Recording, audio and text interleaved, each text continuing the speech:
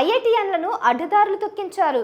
తాను చెడ్డ కోతి వనమల్లా తెరిచింది అన్నట్టుగా అవినీతి అక్రమాల్లో ఆరితేరిన వైకాపా మద్యం ముఠ ఉన్నత విద్యావంతులైన అనేక మంది యువకుల్ని ఈ ఉచ్చులోకి దించింది.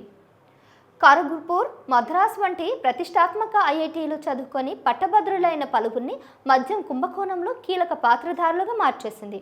సివిల్ సర్వీసెస్ పరీక్షకు సన్నద్ధమైన యువకుల్ని ముడుపుల సొత్తుకు కాపలాదారుగా వాడేసుకుంది. ప్రఖ్యాత సంస్థలో ఇంజనీరింగ్ పూర్తి చేసిన కెరీర్పై ఎన్నో ఆశలు పెట్టుకున్న యువతను ముడుపులు వసూలు చేసే కొరియర్లుగా, వాటిని ఒక చోటు నుంచి మరొక చోటుకు చేర్చే హ్యాండ్లర్గా తయారు చేసింది.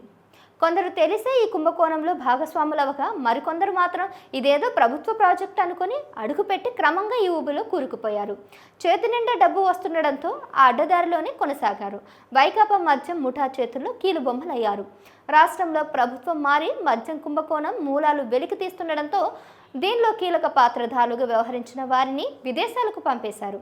మరికొందరైతే వారి ఉనికి బయటపడకుండా బిగ్గుబిగ్గుమంటూ గడుపుతున్నారు. ఈ కుంభకోణం పాత్రధారుల్లో ఎక్కువ మంది ఐఐటీలు చదివినవారు, ఇంజనీరింగ్ పట్టభద్రులేనని సిట్ గుర్తించింది. వారిలో కొంతమంది సాక్షులుగా వచ్చి తాము ఈ కుంభకోణంలో ఎలా పాత్రధారులు మారారో సిట్ అధికారులు ముందు చెప్తున్నారు. మద్యం కుంభకోణంలో ప్రధాన నిందితుడైన రాజ్ కసిరెడ్డి నాటి ముఖ్యమంత్రి జగన్కు అత్యంత సన్నిహితుడు. అందుకే ఆయనకు రాష్ట్ర ప్రభుత్వం ఐటీ సలహాదారు పదవి కట్టబెట్టారు. దాన్ని అడ్డం పెట్టుకొని రాజ్ కసిరెడ్డి అనేక మంది ఉన్నత విద్యావంతులని, ఇంజనీరింగ్ పట్టభద్రుల్ని మద్యం కుంభకోణంలోకి ఆ ఉచ్చులోకి లాగారు.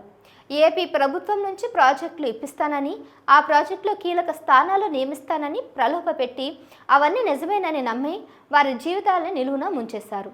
ఇక మద్యం కుంభకోణం కేసులో 9వ నిందితుడు A9గా ఉన్న తూకేకుల ఈశ్వర్ కిరణ్ కుమార్ రెడ్డిని ముందుగా పట్టుకున్న తర్వాత అనేక మందిని ఈ ఊబిలోకి దింపారు. తిరుపతికి చెందిన తూకేకుల ఈశ్వర్ కిరణ్ కుమార్ రెడ్డి ఓ హెడ్ కానిస్టేబుల్ కుమారుడు.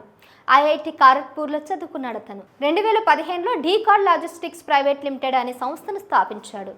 ఫ్లిప్కార్ట్ సరుకుల డెలివరీ బాధ్యతల్ని డీకార్డ్ కంపెనీ తరఫున నిర్వహించేవాడు.